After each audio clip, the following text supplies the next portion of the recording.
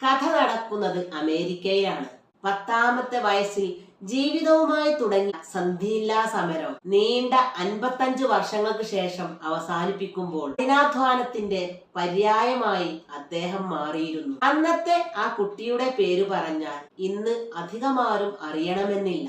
സന്ധ്യകളിൽ നമ്മുടെ നാവിൽ നുരയുന്ന രുചിക്കൂട്ട് നമ്മോട് ആ പേര് വിളിച്ചു പറയും. Colonel Harland Sanders. ലോകത്തിലെ ഏറ്റവും വലിയ 2ാമത്തെ ഫുഡ് മാർക്കറ്റിംഗ് ചെയിൻ.